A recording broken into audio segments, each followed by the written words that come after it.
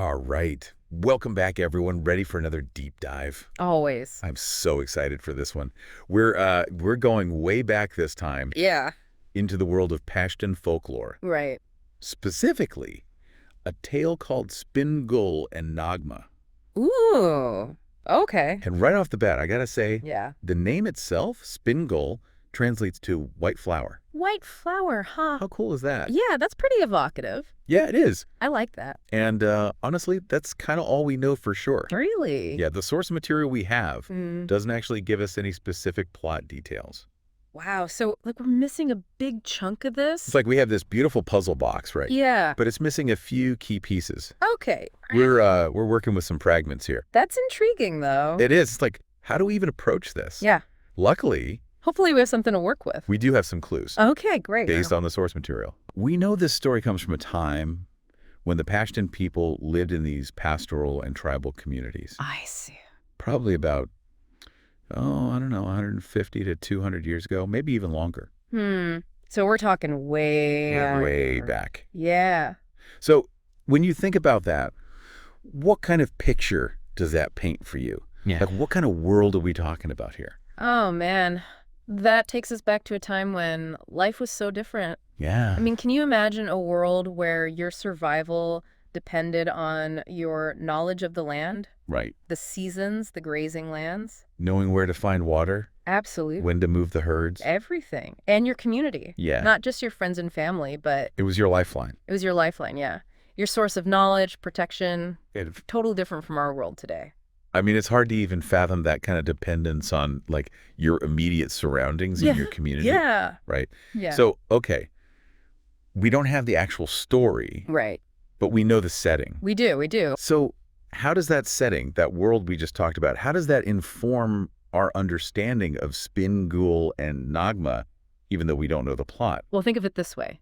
That setting, that context, it acts as a lens Okay, through which we can try to interpret even the fragments that we have. I see. Right. For example, knowing that they were living in these pastoral communities facing constant challenges, Mm-hmm. we can start to think about what themes the story might have explored. Okay, yeah. Like maybe it was about the struggle for resources, Hmm? the importance of cooperation within the tribe. Yeah, you mentioned community before. Yeah, exactly. Do you think, like, Gul could be a story about cooperation? Yeah. Or maybe even, like, conflict within the community? Oh, absolutely. I mean, so many folk tales deal Yeah. with those very things, right? Okay. The complexities of human relationships. Especially in these close-knit communities. Exactly. So maybe Spingle teaches a lesson about resolving disputes. Mm. Or maybe it highlights the dangers of, say, betrayal. Or maybe it celebrates the strength and resilience of a community when they work together. Right, right. I mean, there are so many possibilities. And it's fascinating to think that these stories weren't just entertainment back then. Oh, definitely not. Right. They were vital for survival. Absolutely. Like passing down knowledge and values to the next generation. Think of it this way.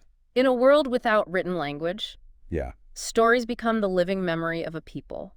Oh, wow, yeah. They carry the wisdom of generations, Mm-hmm. the lessons learned from both triumphs and tragedies. It's like oral history, Exactly. but even richer somehow. Yeah, it's woven into the very fabric of their culture. Which brings me back to the title, Okay, Gul. white flower. Right, white flower. That's going to have some deeper meaning, right? I would think so. Some symbolic meaning in Pashtun culture. It's likely tied to their relationship with nature. Right. Maybe the white flower represents, like, purity, Resilience. resilience, or even something even more specific to their environment, like a specific type of flower, That's a great point. right, that we just don't know about. Yeah. It's frustrating, It is a bit, yeah. but also kind of exciting. Right? Oh, definitely. Like having this tiny puzzle box. Right. We only have a few pieces. Mm, We have the title, White Flower. yeah. We have the setting, this pastoral tribal world. Right. And we have this glimpse into the lives of the Pashtun people from so long ago. Yeah. And it's like, it's up to us to try and piece it all together. And use our imaginations. Yeah. Even with all the missing pieces. That's what's so cool about folklore. It really is. It invites us to fill in those gaps, to Right. connect with the past in this really active way.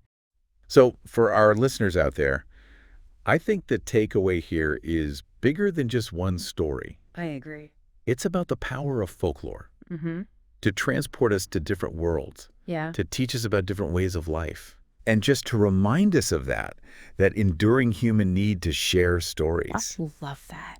Right. And who knows? Yeah. Maybe this deep dive will spark your own quest to uncover more hidden gems of Pashtun folklore. There's a whole world out there. I mean, imagine the stories just waiting to be discovered. The world's waiting to be explored. What a thought.